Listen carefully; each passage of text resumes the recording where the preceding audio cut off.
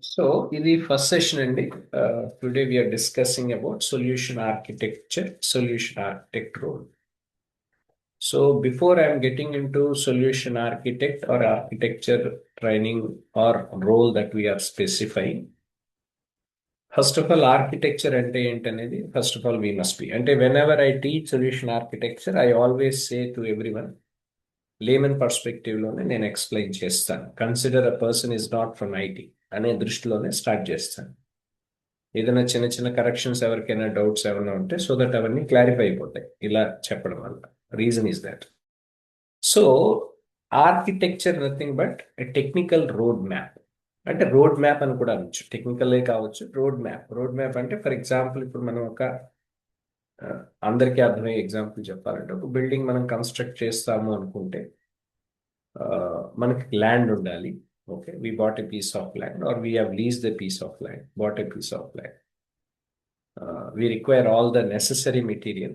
మీకు బ్రిక్స్ దగ్గర నుంచి శాండ్ ఎవ్రీథింగ్ కావాలి.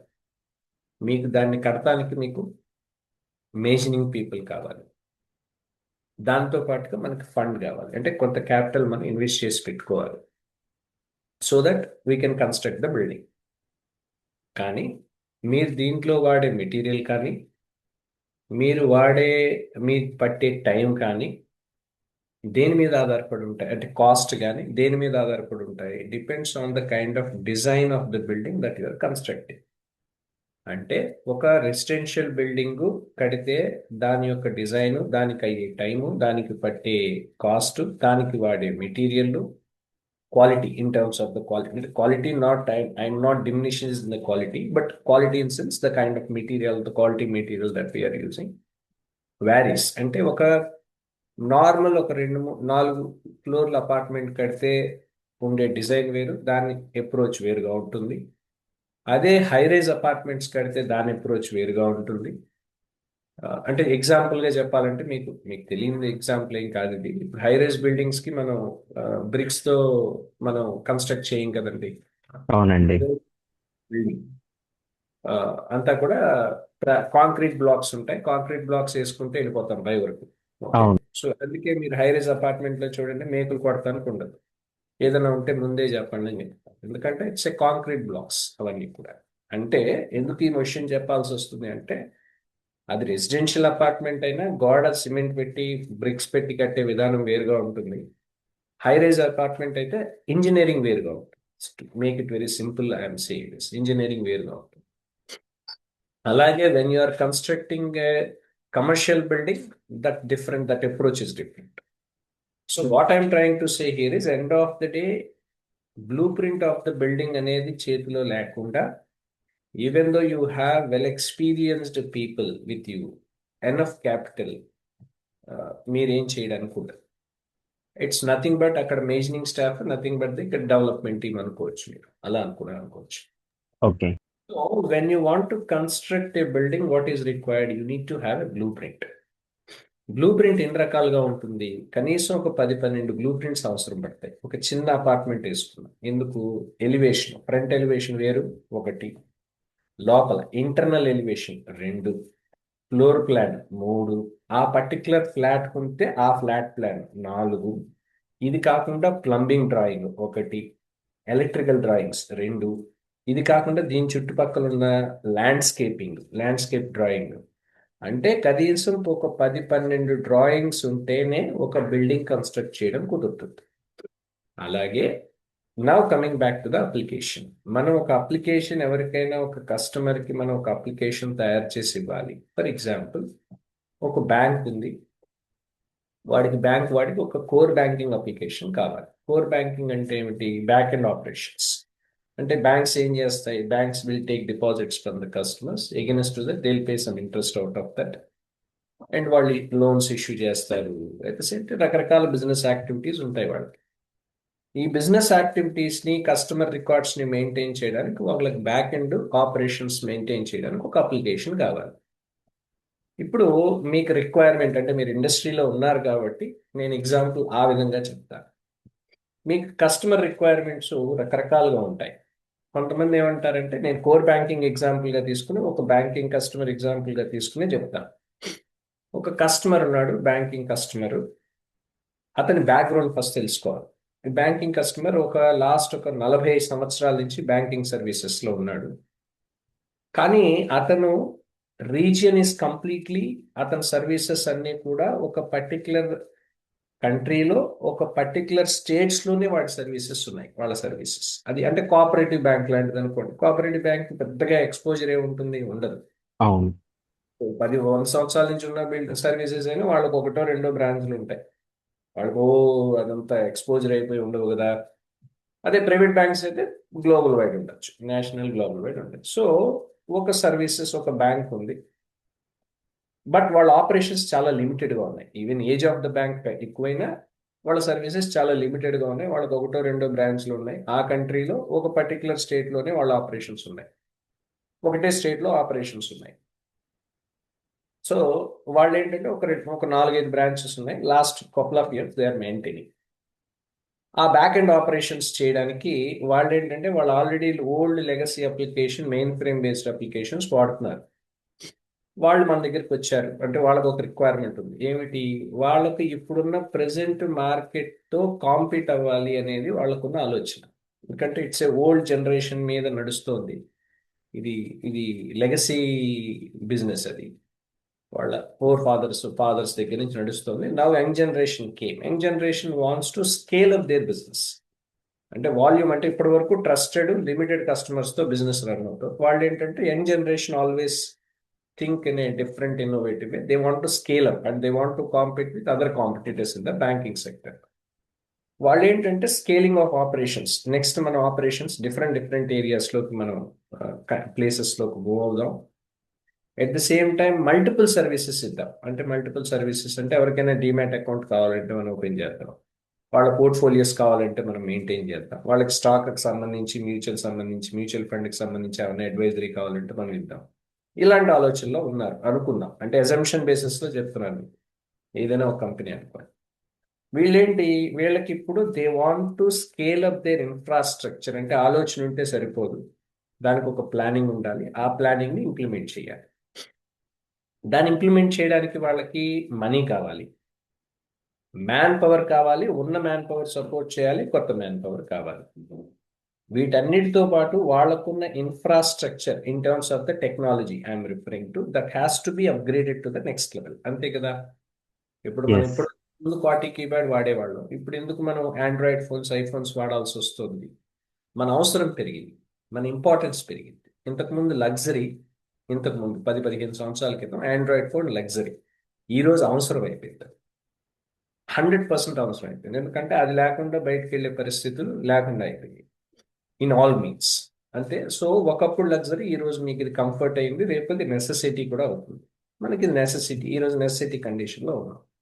So never been luxury. ఈ రోజు ఇంతకుముందు ఒక 15 సంవత్సరాల క్రితం ఎవరి దగ్గర ఐఫోన్ ఆర్ ఆండ్రాయిడ్ ఫోన్ ఉంటే you consider it as luxury కింద చూసేవాడు. ఈ రోజు అది నెసెసరీ అయిపోయింది. సో కామన్ మ్యాన్ దగ్గర కూడా మనకి అది అవసరం పడుతుంది. సో టెక్నాలజీ అంటే why I'm trying to say that the technology need to upgrade. So customer ఏమన్నాడంటే, మాకు ఒక కోర్ బ్యాంకింగ్ అప్లికేషన్ ఉంది. Coming back to the point, మాకు కోర్ బ్యాంకింగ్ అప్లికేషన్, ఒక బ్యాంక్ అండ్ బ్యాంకింగ్ అప్లికేషన్ మేము వాడుతున్నాం. మాకు according to the future needs, అంటే ఇప్పుడు మాకు కొన్ని ప్రాబ్లమ్స్ ఎదురవుతున్నాయి, ప్లస్ ఫ్యూచర్లో మా నెక్స్ట్ డౌన్ ద లైన్ ఒక 4-5 ఇయర్స్ మా బిజినెస్ ప్లాన్ ఆధారంగా మాకు ఒక అప్లికేషన్ డెవలప్ చేసి ఇవ్వండి అని అడగచ్చు. ఇది రిక్వైర్మెంట్ నెంబర్ 1. అంటే ఇలాంటి కస్టమర్లు మీకు తగులుతారు. ఇది ఒకటి. రెండో రకం, ఇదే సేమ్ ఎగ్జాంపుల్. కస్టమర్ ఏమన్నాడంటే, నా దగ్గర ఆల్రెడీ అప్లికేషన్ ఉందండి బ్యాంకింగ్, నా యొక్క ప్రెసెంట్ ప్రాబ్లమ్స్ని, ఫ్యూచర్ రిక్వైర్మెంట్స్ని దృష్టిలో పెట్టుకుని మీరు నాకు ఉన్న అప్లికేషన్లో చేంజెస్ చేసి ఇవ్వండి అని అడుగుతాడు వాడు. ఇది రెండో రకం. మూడో రకం, కస్టమర్ ఏమన్నాడంటే, ఆల్రెడీ మేము మీరు అర్థమవుతుంది కదా మీకు ప్రశాంత్, క్లియర్గా, రైట్? రెండో రకం. ఎస్. మూడో టైప్ ఏంటంటే, కస్టమర్ ఏమన్నాడంటే, నాకు ఆల్రెడీ మా దగ్గర ఒక బ్యాంకింగ్ అప్లికేషన్ ఉందండి, మేము వాడుతున్నాం, కానీ ఇప్పుడు మేము ఏదో కోర్ బ్యాంకింగ్ లేకపోతే ఫినకిల్ లాంటిదో, ఇన్ఫోసిస్ వాళ్ళ ఫినకిల్ ప్రోడక్ట్ ఒకటి మేము కొనుక్కోవాలనుకుంటున్నాం. ఆ ప్రోడక్ట్ని మా రిక్వైర్మెంట్కి తగ్గట్టు అంటే మా యొక్క business rules and government mandates తగ్గట్టు దాన్ని కస్టమైజ్ చేసి ఇవ్వాలి. అంటే ప్రోడక్ట్ ఉంది, product chemical product direct Infosys వాళ్ళది మీరు వాడేసుకోవచ్చు, కొనుక్కోవచ్చు, మీరు వాడుకోవచ్చు. కానీ if you want to use it, what is required, you have to customize according to your business rules. అంటే మీ బిజినెస్ రూల్స్ ఆధారంగా మీరు దాన్ని కస్టమైజ్ చేసి వాడుకోవాలి. ఇది ఒక కస్టమర్ యొక్క రిక్వైర్మెంట్. ఓకే, అంటే మీకు ఎప్పుడైనా మీరు చూడండి, మన రియల్ వరల్డ్ ఎన్వైరన్మెంట్లో మనం కస్టమర్కి సొల్యూషన్ ఇచ్చే క్రమంలో ఇట్లాంటి టైప్ ఆఫ్ రిక్వైర్మెంట్స్ వస్తాయి. కొంతమంది ఏంటంటే కొత్త అప్లికేషన్ కావాలంటారు, కొంతమంది ఉన్న దాంట్లో చేంజెస్ చేయమని అడుగుతారు, కొంతమంది మాకు ప్రోడక్ట్ ఉంది దాన్ని కస్టమైజ్ చేసి మా కాన్ఫిగర్ చేసి ఇవ్వండి అని అడుగుతారు. So yes. End of the day requirements will be, customer type of requirements will be different కదా. సో దీనికేంటి, మనం ఎప్పుడైనా బడ్జెట్ ప్రపోజల్ పెట్టేటప్పుడు మన యొక్క ఫీజిబిలిటీ చూసుకుంటాం. టెక్నికల్ అంటే ఫర్ ఎగ్జాంపుల్ కొత్త అప్లికేషన్ డెవలప్ చేయాలంటే దాన్ని మనం క్వాడ్స్ అంటాం, అంటే కస్టమర్ ఆఫ్ ది షెల్ఫ్స్. అంటే ఏమిటంటే ఫ్రమ్ ద జీరో నుంచి అప్లికేషన్ తయారు చేసి వాడికి ఇవ్వడం. కొత్త అప్లికేషన్ అంటే ఆ ఒక్క కస్టమర్కే మనం అడ్రస్ చేస్తున్నాం సర్వీసెస్ని. ఒక్క కస్టమర్కి నేను ఇస్తున్నాను అన్నప్పుడు అది ప్రీమియం అవుతుంది కదా, ఎందుకంటే నాకు అది వేరే వాళ్ళకి ఉపయోగపడదుగా, ఆ కస్టమర్ ఉద్దేశించి నేను చేస్తున్నాను. సో దానికి అప్రోచ్ అయ్యే టైం కానీ, దానికి పట్టే బడ్జెట్ కానీ, దాని అప్రోచ్ కానీ వేరుగా ఉండొచ్చు. సో సెకండ్ కస్టమర్ ఏమన్నాడు, నా దగ్గర ఉంది అప్లికేషన్, ఉన్న దాంట్లో చేంజెస్ చేయండి అన్నాడు. ఉన్న దాంట్లో చేంజెస్ చేయాలంటే ఇప్పుడు మీరు ఆండ్రాయిడ్ ఫోన్, మీరు 40 కీప్యాడ్ మొబైల్ పట్టుకెళ్ళి ఆండ్రాయిడ్ ఫోన్లో మీరు మార్చగలుగుతారా? మార్చలేరు. ఎందుకు? దాని డిజైన్ వేరు, దాని స్ట్రక్చర్ వేరు, దాని హార్డ్వేర్ కాంపోనెంట్ వేరు, దాని స్ట్రక్చరే వేరు. అంటే కొత్తది కొనుక్కోవాల్సిందే కానీ పాతది ఉపయోగపడుతుంది కదా. అలాగే పాత మెయిన్ ఫ్రేమ్ అప్లికేషన్ తీసుకొచ్చి ఇప్పుడు కొత్త రిక్వైర్మెంట్కి అనుగుణంగా మార్చండి అంటే పాసిబుల్ కాదు. ఎందుకు పాసిబుల్ కాదు? Because the architecture itself is something design. Mainframe architecture డిజైనే వేరు, ఇప్పుడున్న రిక్వైర్మెంట్ ఆధారంగా మనం చేస్తున్న డిజైన్స్ వేరు. ఆన్ ప్రిమ్ కావచ్చు, ఆన్ ప్రిమైస్ కావచ్చు, క్లౌడ్ కావచ్చు, డిజైన్స్ వేరుగా ఉన్నాయి కదా. So there are changes are happening in the applications. సో మీరేం చేయగలుగుతారు? మీరు అంటే ఇప్పుడు మీరు అది చెయ్యాలనుకున్న ఆ పాత మెయిన్ ఫ్రేమ్ ఆర్కిటెక్చర్ని అర్థం చేసుకోగలిగే మనుషులు మీకు కావాలి. అది ఎలా కంపాటబుల్ అవుతుంది? అవదు. So there are multiple ways of understanding the requirements, depends on the need from the customer point of. అర్థమైందా మీకు? Right. So this is what the whole scenario. Yes. So a application, a solution, నేను టెక్నాలజీతో మాట్లాడట్లేదు ఇక్కడ, technology గురించి నేను ఇక్కడ ప్రస్తావించట్లేదు, ఏది చేయట్లేదు. నేను చెప్పేది ఏంటంటే when you want to provide a solution to the customer, end of the day implementation చేసేవాళ్ళు డెవలప్మెంట్ టీం కదా. ఒక డెవలప్మెంట్ టీం ఏం చేయగలుగుతారు? వాళ్ళకి జావా, వాళ్ళకి ప్రోగ్రామింగ్ నాలెడ్జ్ ఉంటుంది, వాళ్ళు మంచిగా కోడ్ రాయగలుగుతారు, కొంత టెస్టింగ్ చేయగలుగుతారు. యూఐ డిజైనింగ్ చేసేవాళ్ళు యూజర్ ఇంటర్ఫేస్ డిజైన్ చేయగలుగుతారు, కాస్త ఇంటిగ్రేషన్ నాలెడ్జ్ ఉన్నాడు ఇంటిగ్రేషన్ చేయగలుగుతాడు, కాన్ఫిగరేషన్ నాలెడ్జ్ ఉన్నాడు కాన్ఫిగరేషన్ చేయగలుగుతాడు, ఏ టెక్నాలజీ అయినా కావచ్చు. But these people are very good at technology. అంటే ఒక రిక్వైర్మెంట్ ఇచ్చి మాకు ఇలా కావాలంటే కోడ్ రాయడం వాళ్ళు చేయగలరు. కానీ there must be a technical road map should be designed by someone. వాళ్ళనే మనం ఆర్కిటెక్ట్స్ అంటాం. ఓకే, ఆర్కిటెక్ట్ అంటే ఒక ఒక అప్లికేషన్ యొక్క ఆర్కిటెక్చర్ని తయారు చేసి ఇవ్వగలగాలి. ఇక్కడ నెక్స్ట్ క్వశ్చన్ ఇమ్మీడియట్ గా మీకు క్వశ్చన్ ఒకటి రావాలి, అంటే ఆర్కిటెక్ట్ అనే పదం వాడుతున్నారు, నేను జాబులు చూస్తే కనీసం 100 రకాల ఆర్కిటెక్ట్ పొజిషన్స్ కనపడుతున్నాయి. అంటే ఎగ్జాంపుల్గా చెప్తాను, 100 రకాల ఆర్కిటెక్ట్ పొజిషన్, ఒకటి అప్లికేషన్ ఆర్కిటెక్ట్ అంటాడు, ఒకటి సిస్టమ్స్ ఆర్కిటెక్ట్ అంటాడు, ఇంకోటి క్లౌడ్ ఆర్కిటెక్ట్ అంటాడు, ఇంకోటి డేటా ఆర్కిటెక్ట్ అంటాడు, ఇంకోటి ఎంటర్ప్రైజ్ ఆర్కిటెక్ట్ అంటాడు, ఇంకోటి సొల్యూషన్ ఆర్కిటెక్ట్ అంటాడు. ఇన్ని పొజిషన్స్ ఉన్నాయండి. ఏంటి ఏంటి వీటన్నిటికీ ఏంటి డిఫరెన్స్ అంటే, సి మళ్ళీ coming back to the basics, building కన్స్ట్రక్షన్లో చూడండి, ఎలక్ట్రికల్ డ్రాయింగ్స్ ఇచ్చేది ఎవరైతే ఎలక్ట్రికల్ ఆ నాలెడ్జ్ ఉన్న ఇంజన్, ఎవరైతే వాళ్ళు ఇస్తారు ఎలక్ట్రికల్ డ్రాయింగ్ కదా. ప్లంబింగ్ డిజైన్ ఎవడిస్తాడు? ప్లంబర్ ఇస్తాడు. అది కూడా ఒక డిజైనే. ఓకే, అది ప్లంబర్ ఇస్తాడు. అది ఎస్. బిల్డింగ్ కన్స్ట్రక్ట్ చేసేవాడు చేయలేడు కదా. ఎందుకు? ఆ ప్లంబింగ్, ఆ పైప్లు ఎలా వెళ్ళాలి, అంటే ఇన్లెట్ పైప్ ఏ ఉండాలి, అవుట్లెట్ పైప్ ఉండాలి, ఆ డిజైనింగ్ ఎవరు ఇవ్వగలుగుతారు? ఎవరైతే ప్లంబింగ్ మీద వాడికి 100% అవగాహన ఉందో వాడిస్తాడు ప్లంబింగ్ డిజైన్. అంటే ఒక బిల్డింగ్ ఆర్కిటెక్చర్ ఇచ్చే ఆర్కిటెక్ట్ ఉన్నాడు కదా, అతను ప్లంబింగ్ డిజైన్ ఇవ్వమంటే ఇవ్వలేడు. ఎందుకు? That's an internal component of the building కదా. ఎక్స్టర్నల్ కాంపోనెంట్ వరకే ఆర్కిటెక్ట్ బ్లూ ప్రింట్ ఇవ్వగలడు, కానీ లోపల ఫంక్షనాలిటీ అంటే ఏంటి? ఎలక్ట్రికల్ వైరింగ్ కానివ్వండి, ఇవన్నీ కూడా ఇంటర్నల్ పార్ట్ కదా. వైరింగ్ ఎలా తీయాలి, వైరింగ్ ఎలా లాగాలి పైన, ఎస్. ఇదంతా. So there must be a subject matter expertise is involved in to do that కదా. అది మీరు ఆర్కిటెక్ట్ ఇవ్వలేడు. అలాగే మనకి అప్లికేషన్ డెవలప్మెంట్ లో కూడా రకరకాల ఆర్కిటెక్ట్ రోల్స్ ఉంటాయి. నేను సొల్యూషన్ ఆర్కిటెక్ట్ గురించి మాట్లాడట్లేదు, ఆర్కిటెక్ట్ రోల్స్ గురించి మాట్లాడుతున్నాను అంతే. ఓకే. ఈ ఆర్కిటెక్ట్లు రకరకాల ఆర్కిటెక్ట్స్ ఉంటారు. ఒకళ్ళని బిజినెస్ ఆర్కిటెక్ట్ అంటాం.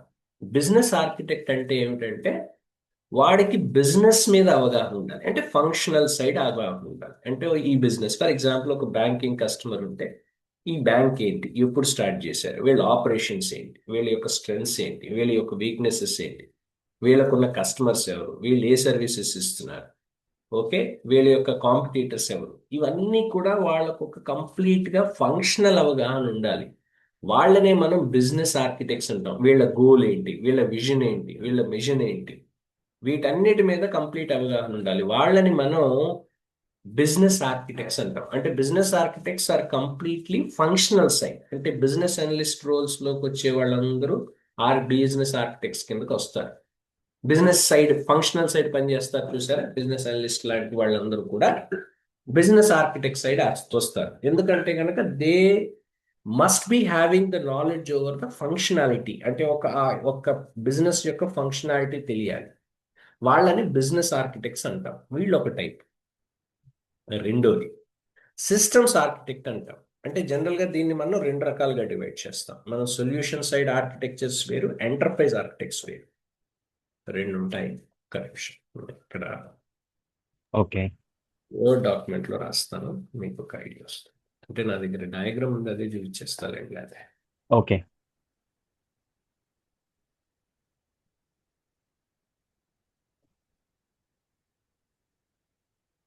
ఉమ్,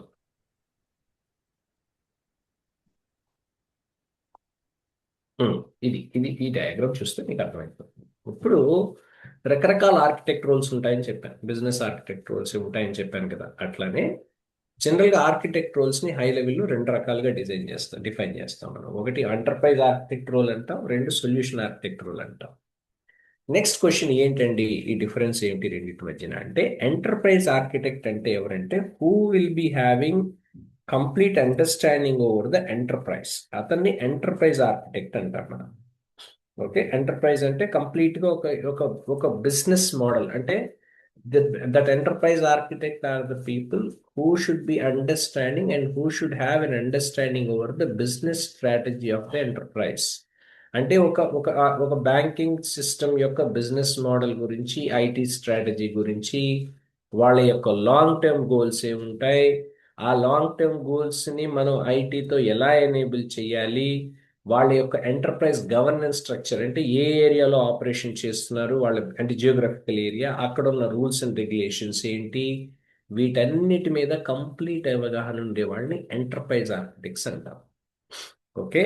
అదే సొల్యూషన్ ఆర్కిటెక్ట్ అంటే రోల్ ఏమిటంటే, you are confined only to a application. అంటే మీరు ఒక కోర్ బ్యాంకింగ్ అప్లికేషన్ డెవలప్ చేసి ఇవ్వమని ఒక కస్టమర్ అడిగాడు అంటే, మీరు సొల్యూషన్ ఆర్కిటెక్ట్ గా ఆ ప్రాజెక్ట్ కి, ఆ అప్లికేషన్ కే పనిచేస్తారు.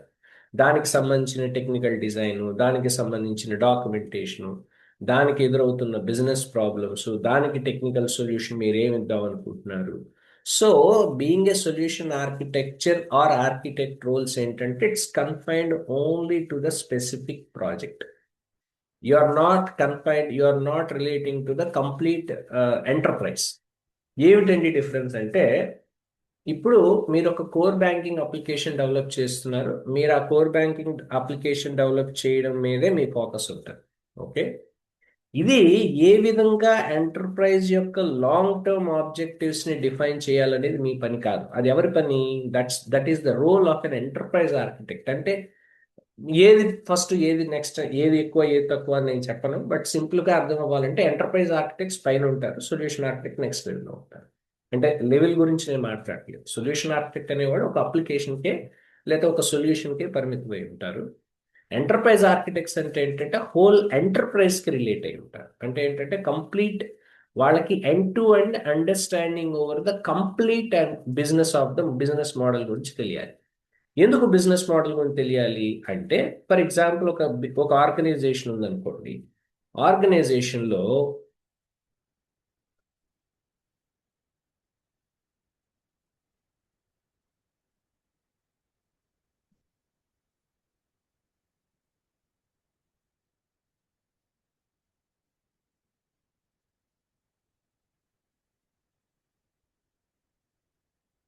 లేకపోతే నేను రాస్తాను ఇప్పుడు ఒక్క నిమిషం.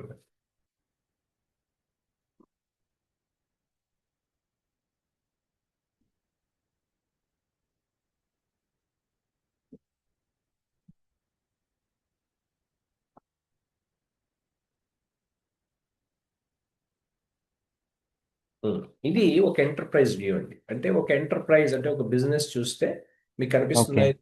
కనపడుతుందా? ఎస్. ఇప్పుడు ఒక ఎంటర్ప్రైజ్ అంటే ఒక బిజినెస్, ఒక బ్యాంకింగ్, ఒక బ్యాంక్ ఉంది అని అనుకుంటే, బ్యాంకింగ్లో బిజినెస్ డెసిషన్స్ తీసుకుంటారు వాళ్ళు కదా, రైట్? ఆ ఎస్. తీసుకోవడానికి కొంతమంది మనుషులు ఉంటారు. వాళ్ళు తీసుకున్న బిజినెస్ డెసిషన్ ఇంప్లిమెంట్ చేయడానికి కొన్ని సిస్టమ్స్ కావాలి, అవునండి? ఆ సిస్టమ్స్ పనిచేయడానికి కొన్ని అప్లికేషన్స్ కావాలి. ఈ అప్లికేషన్స్ ని డెవలప్ చేయాలంటే there must be some strategy has to be design behind. ఈ స్ట్రాటజీ ఇంప్లిమెంట్ చేయాలంటే there must be some data which is involved in. అంతేనా? రైట్. అంటే ఒక ఎంటర్ప్రైజ్ అనేది మీరు తీసుకుంటే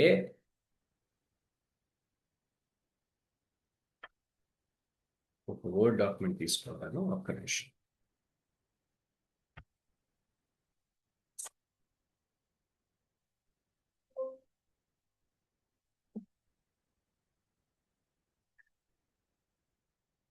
ఫర్ ఎగ్జాంపుల్ ఒక ఎంటర్ప్రైజ్ అని అర్థం ఏంటంటే, enterprise consists of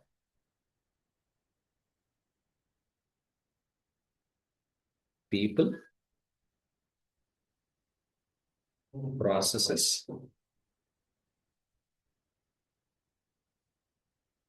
decisions, systems, applications, data. అంతే కదా, రైట్? ఒక ఎంటర్ప్రైజ్ అంటే ఒక ఆర్గనైజేషన్ అంటే ఇన్ని ఉంటాయి. ఒక organization consist of these many are part of organization. అంతే కదా. అంటే పీపుల్ ఉంటారు. పీపుల్ అంటే who are involved in the business కదా, right? Who are involved in the business. Yes. Process అంటే to run a business activity.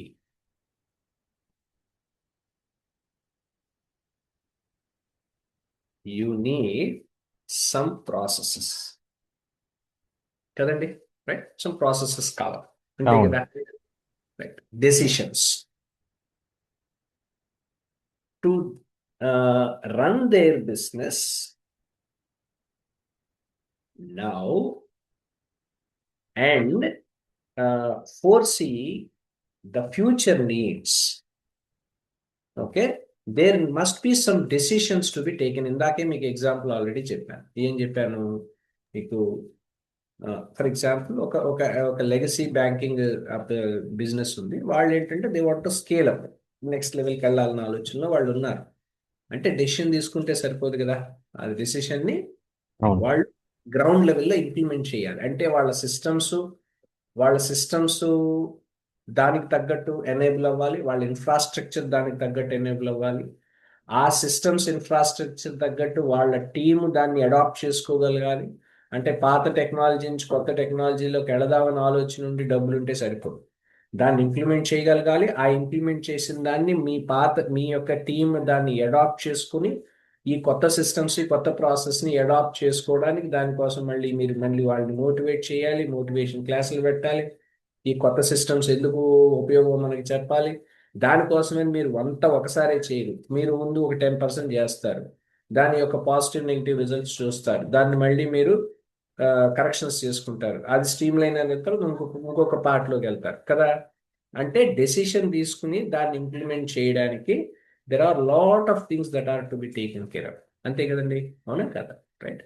So ఒక enterprise అంటే ఒక బిజినెస్ అనుకుంటే దాంట్లో పీపుల్ ఉంటారు, ఆ పీపుల్ కొన్ని ప్రాసెసెస్ని డిఫైన్ చేస్తారు, ఆ ప్రాసెసెస్ రిఫైన్ చేయాలనుకుంటే దానికి సంబంధించి కొన్ని డెసిషన్స్ తీసుకుని దాన్ని బట్టి ప్రాసెసెస్ డిఫైన్ చేస్తారు. సిస్టమ్స్ అంటే టు రన్ దేర్ ప్రాసెసెస్,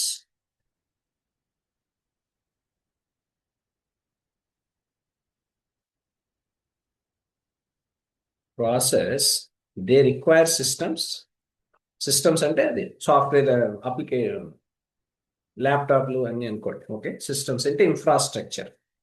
దాన్ని మీకు ఇంకా సింపుల్గా చెప్పాలంటే ఇన్ఫ్రాస్ట్రక్చర్. ఓకే, ఇన్ఫ్రాస్ట్రక్చర్లో మళ్ళీ రెండు రకాలు ఉంటాయి. ఒకటి ఏంటంటే ఆన్ ప్రిమైస్ ఇన్ఫ్రాస్ట్రక్చర్, ఇవాళ రేపు క్లౌడ్ ఇన్ఫ్రాస్ట్రక్చర్ అంటున్నాం. yes, ఏం డిఫరెన్స్ అంటే ఆన్ ప్రిమైస్ అంటే ఏంటంటే మీ సిస్టంలోనే ఒక అప్లికేషన్ మీకు నేను డౌన్లోడ్ చేసి ఇన్స్టాల్ చేసి ఇచ్చాను, మీరు వాడుకుంటారు. ఓకే, మీ డేటా అంతా కూడా అక్కడ లోకల్గానో రీజనల్గా ఒక సర్వర్ ఉంటుంది, మనమే మెయింటైన్ చేసుకుంటాం, దానికి ఒక స్టాఫ్ పెట్టుకుంటాం, మనమే చేసుకుంటాం. ఇది ఆన్ ప్రిమ్ అంట. క్లౌడ్ అంటే ఏమిటి, మనకి ఇన్ఫ్రాస్ట్రక్చర్ ఇక్కడ మన దగ్గర మెయింటైన్ చేయగలదు, క్లౌడ్ సర్వీస్ ప్రొవైడర్ ఉంటాడు, he will be looking after all that.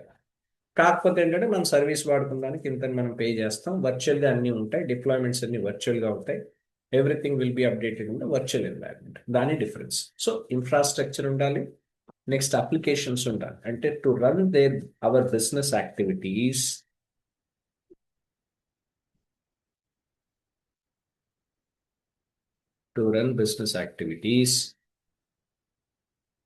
we need some applications. అంతే కదా. For example core banking application కావాలి, బ్యాంక్ ఎగ్జాంపులే చెప్తున్నానండి. ఓకే, మళ్ళీ నేను వేరే దానికి వెళ్ళాను.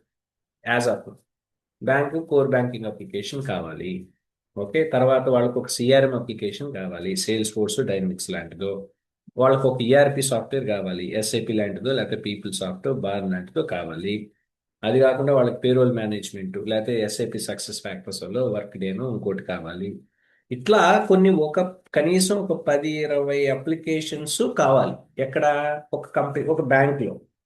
కానీ మీరు గమనించండి, ఆ అప్లికేషన్స్ అన్నీ కూడా ఒకదానికొకటి ఇంటిగ్రేట్ అయి ఉండాలి కదా.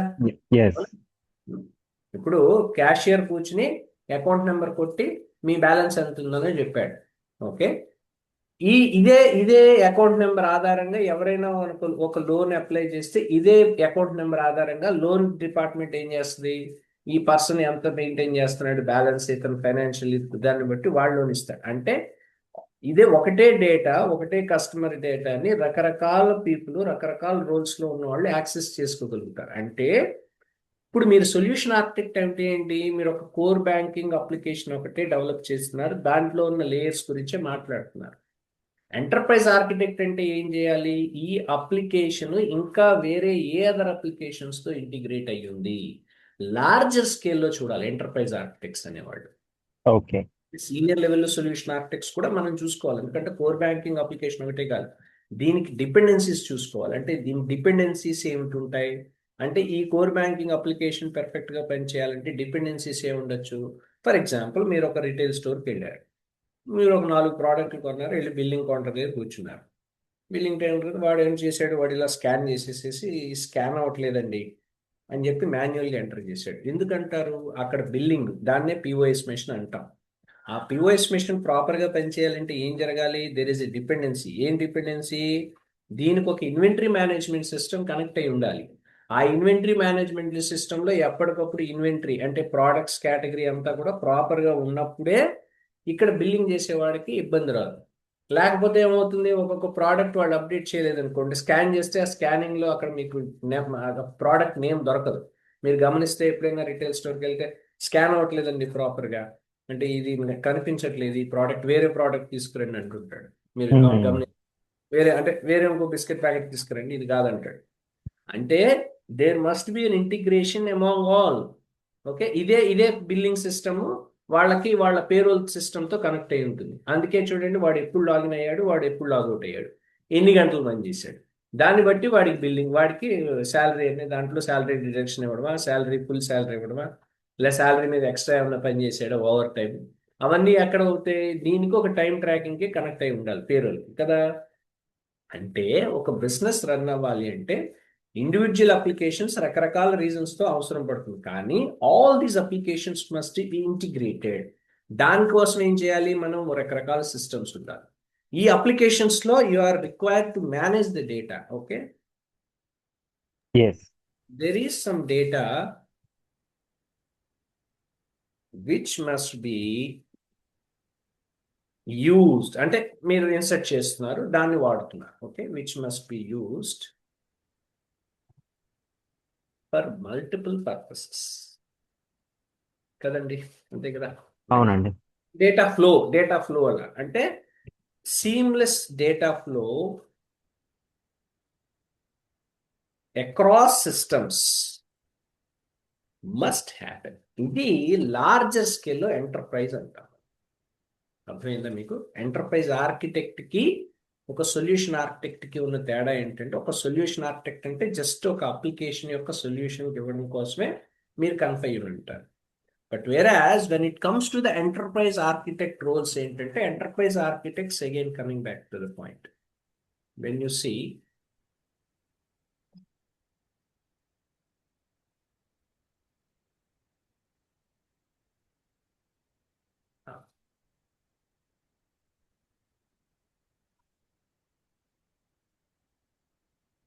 when you see the enterprise architecture majorly consists of multiple things.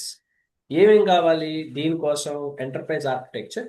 So enterprise consist of these many things. So enterprise architecture consist of ఏమేమి ఉండాలి? Combination of what? ఇక్కడ combination of business architecture,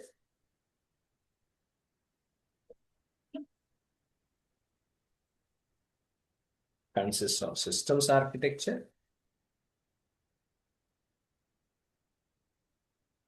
consists of application architecture, consists of data architecture. అర్థమైందండి మీకు ఇప్పుడు క్లియర్గా? Yes అండి. Right, అంటే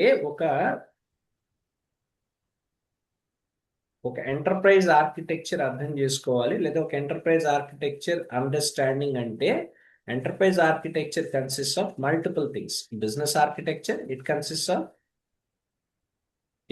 of systems architecture, it consist of application, it consist of data. అంటే బిజినెస్ ఆర్కిటెక్చర్ అంటే వాట్ ఆర్ ఆల్ ద, ఇందాక మీకు చెప్పారు right, what are the business services that are involved in.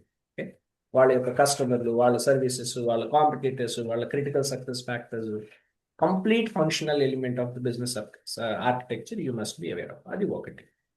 Rendu systems architecture means what are all the systems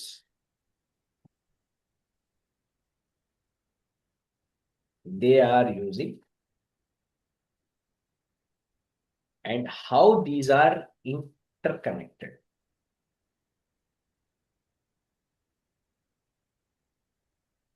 అర్థమైందండి? Systems architecture అంట.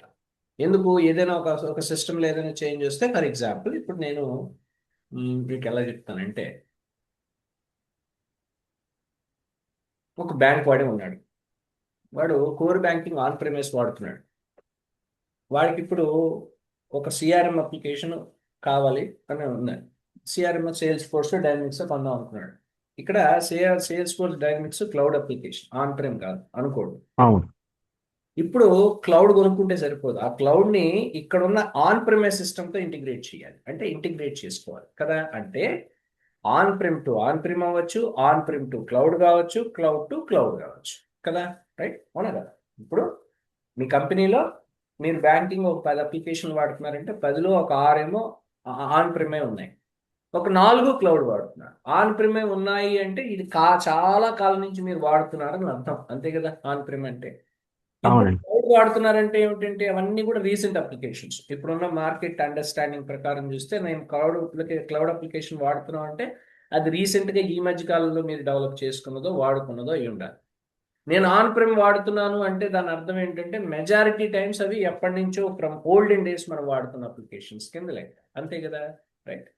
అంటే నేను ఇప్పుడు ఒక సిఆర్ఎం అప్లికేషన్, క్లౌడ్ అప్లికేషన్ కొంటున్నాను అంటే ఇక్కడ అన్ని క్లౌడే ఉండాలని ఏం లేదు, నా దగ్గర కొన్ని ఆన్ ప్రిమ్ కూడా ఉన్నాయి. ఈ ఆన్ ప్రిమ్ కూడా ఇంటిగ్రేట్ అయి ఉండాలి, ఏది బ్యాక్ ఎండ్ లో కదా, ఇంటిగ్రేషన్ జరగాలి. అవును. సో అది ఎలా తెలుస్తుంది? Once should understand about the systems architecture they will.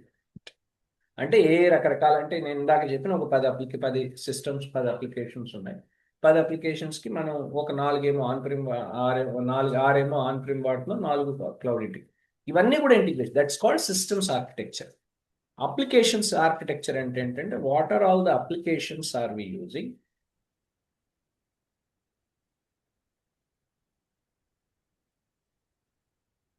And how are these integrated, అంతే కదా, right. How are these integrated. ఇది ఈ కోర్ బ్యాంకింగ్ నుంచి పేరోల్కి ఉండాలి, payroll, core banking, CRM application, SAP ERP applications, ఇవన్నీ ఇంటిగ్రేట్ అయి ఉండాలి కదా, రైట్. ఇంటిగ్రేట్ అయి ఉంటే ఎందుకు? You need to have a data flow. Data architecture defines details about the data flow among all the systems and applications as part of business activity, అంతే కదా, అవునా కదా, రైట్. అవును. దీన్ని మనం ఎంటర్ప్రైజ్ ఆర్కిటెక్చర్ అంటాం. ఎంటర్ప్రైజ్ ఆర్కిటెక్చర్ అంటే ఒకటి కాదు, ఎంటర్ప్రైజ్ ఆర్కిటెక్చర్ కన్సిస్ట్ ఆఫ్ అన్ని. వీటినే ఎస్. మనం వాడడం కోసమే మనం రకరకాల ఫ్రేమ్వర్క్స్ వాడతాం. ఆర్గనైజేషన్ లెవెల్లో ఎంటర్ప్రైజ్ ఆర్కిటెక్చర్లో రకరకాల ఫ్రేమ్వర్క్స్ ఉన్నాయి వీటిని ఇంప్లిమెంట్ చేయాలంటే. దాన్ని ఎర్లియర్ ఇంతకు ముందు మనకి జాక్మెన్ ఫ్రేమ్వర్క్ అని ఉండేది. ఇంతకు ముందు మనం ఓల్డెన్ డేస్లో జాక్మెన్ ఫ్రేమ్వర్క్ అని ఒకటి వాడేవాడు చాలా కాలం. ఇప్పుడు we are okay. Framework for very long time called TOGAF, the open group framework అంటాం. మీరు వినుంటారు పేరు ఆ, టొగాఫ్. ఇది విన్నానండి, ఎగ్జామ్ ఏదో ఉంది కదా. TOGAF exam. So enterprise okay. Architecture వెళ్ళాలనుకునే వాళ్ళు ఏంటంటే టొగాఫ్ ఎగ్జామ్ సర్టిఫికేషన్ రాస్తే వాళ్ళకు వ్యాలిడిటీ అట్లా.